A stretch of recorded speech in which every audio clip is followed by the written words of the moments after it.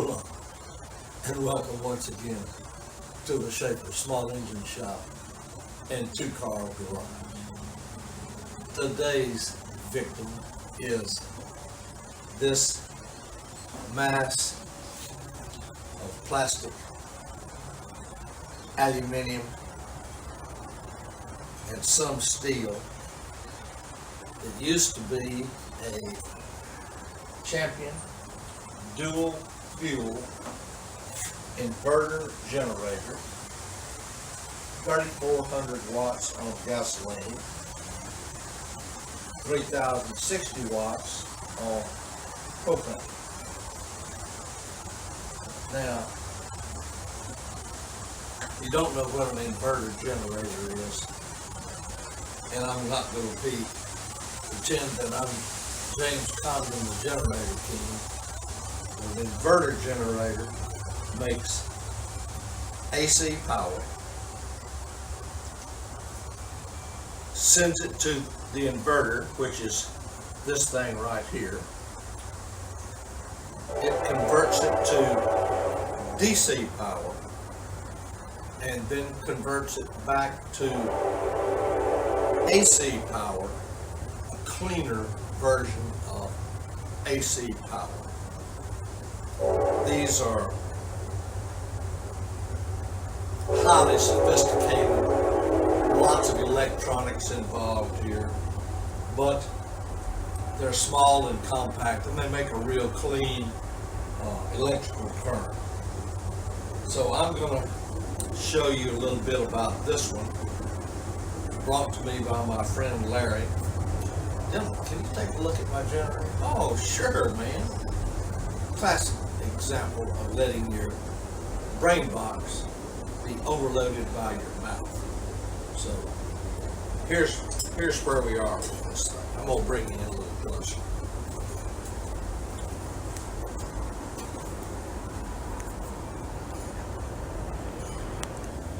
Well, it came over here to me because what other reason is there? It won't start.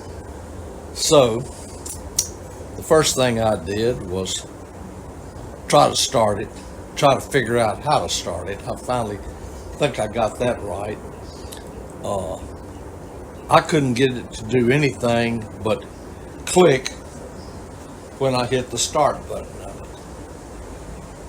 And I checked the battery, and the battery had 11.5 volts, which should have been enough to get some effort out of it. But I took the battery and put it on a battery charger, and it stayed all night.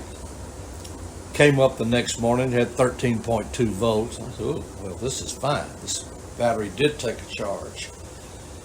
So I put the battery in it, and click, click, click. I decided to pull the spark plug.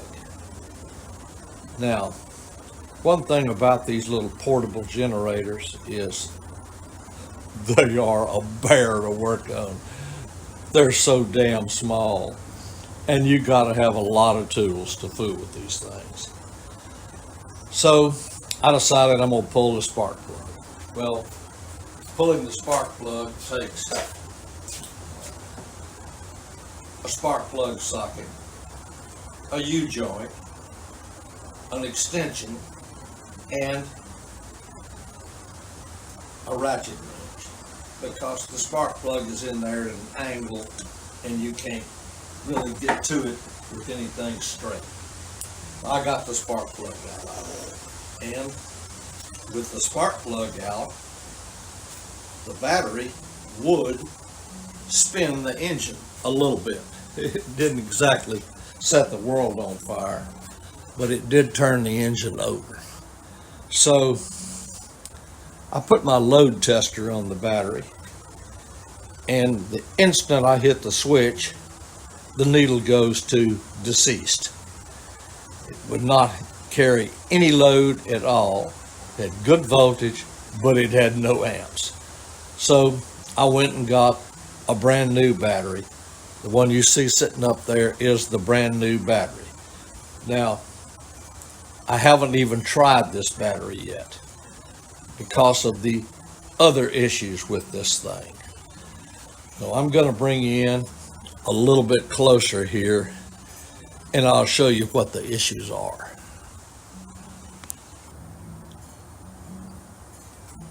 The first thing that I tried was fooling with the carburetor.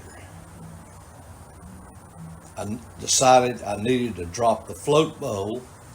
Well, whenever you turn the gas on, and I had talked to the people at Champion, they said, oh, no, these things don't have any on-off gas. Well, hell yes, they do. When you turn it to natural gas or propane, it shuts off the gas flow. Well, I finally figured that out. The guy at Champion didn't have a clue. But when I turn the gas on, there's this strange tube here and gas flows out of it. The tube is buried up underneath here somewhere. You can't see where it goes, but gas flows out of it. And there's a little nipple down here on the bottom of the carburetor that has nothing on it. Well, you know, trying to figure out, well, does this thing fit on here? Is that what it does? That doesn't make any sense. What is this line? Is this the line that feeds the carburetor? It's so hard to see anything in here, you can't really figure out what you're doing. So, and the float bowl nut is a disaster to get to. So I took the air box off of the car, off of the unit. Here's the air box, which I finally got off. It takes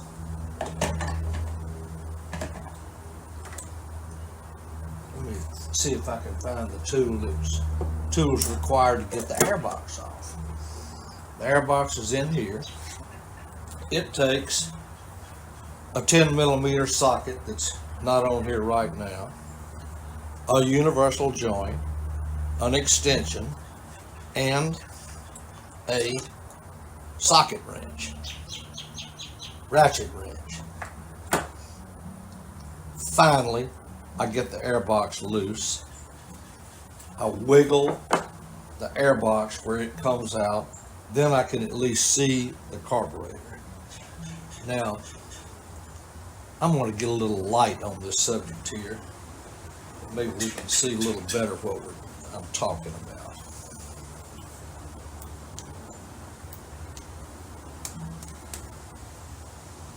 Yeah, that might help.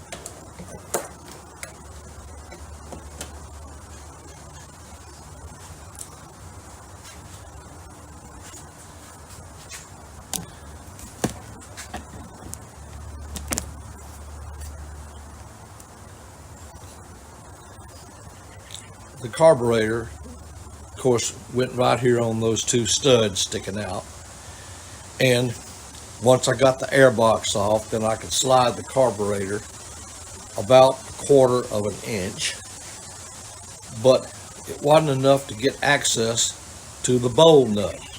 I thought maybe the float was stuck in this thing. So I'm fooling with it and fooling with it and fooling with it. And I'm going to set you down a little bit lower here. So the carburetor is stuck in here like that. It's got all kinds of hoses attached to it. Here's one. Here's another one up here. Great big hose up here. Got a hose clamp on it. And it's got this mysterious clear piece of tubing that's, when the gas is on, gas pours out of it. And the cover here for the starter, the housing, blocks access to the bowl nut. So to get clearance, you got to get the carburetor away from the intake manifold. So I prized and I prized, and I went and bought me a brand new set of Harbor Freight hose clamps here, hose pliers, and I got the first line off.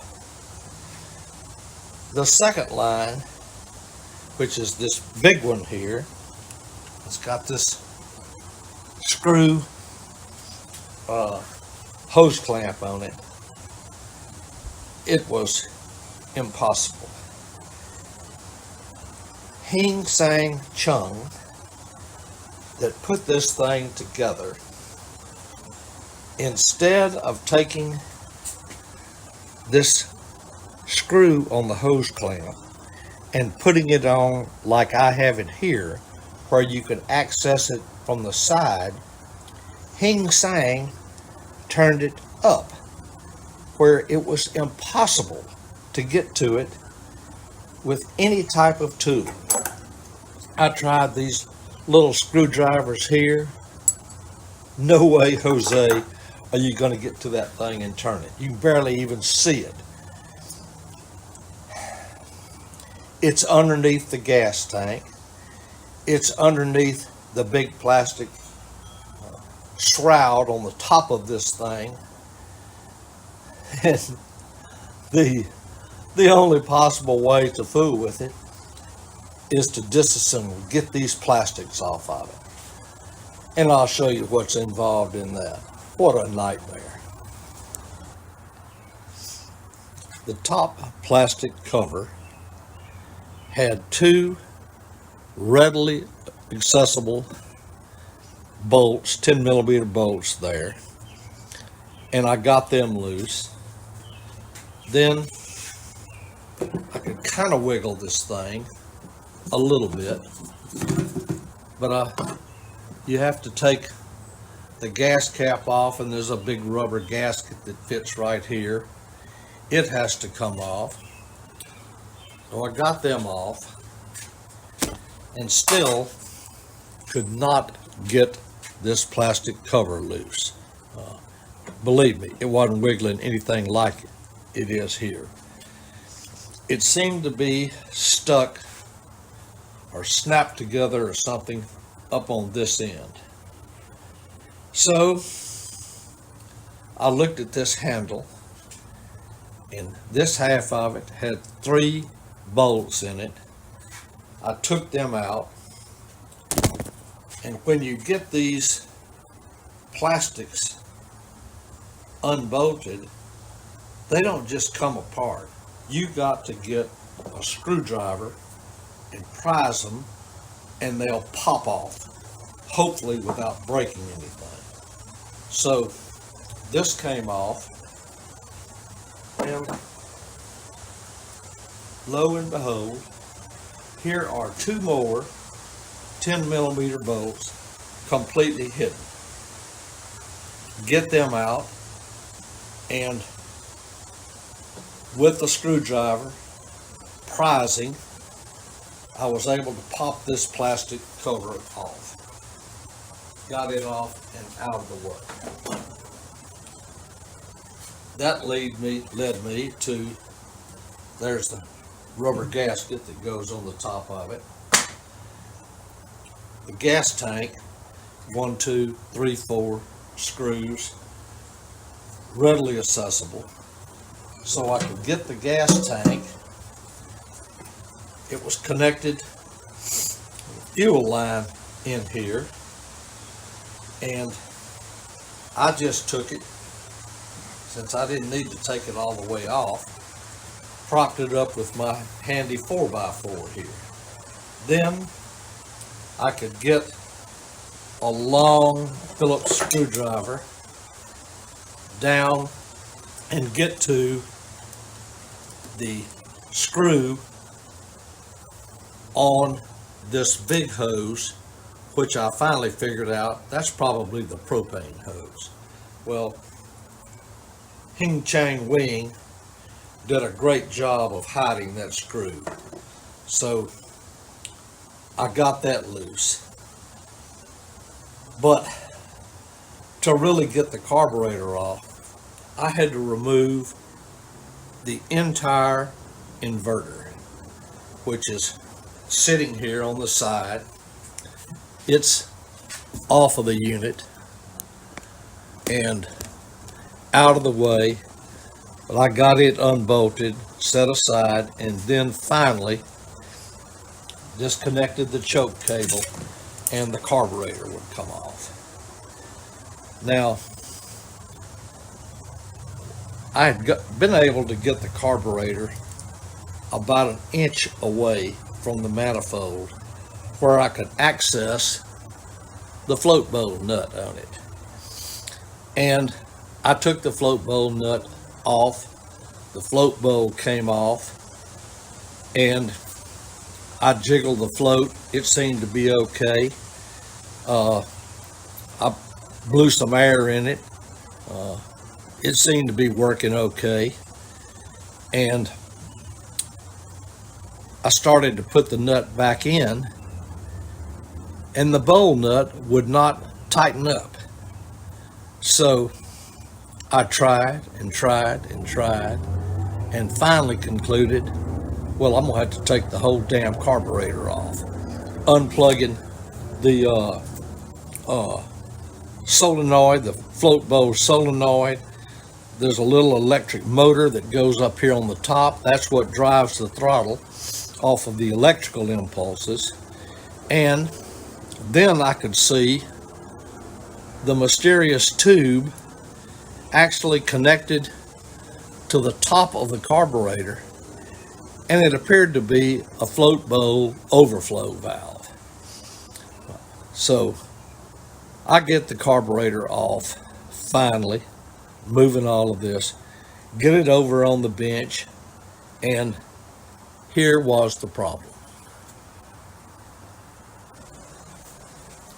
Here is the situation.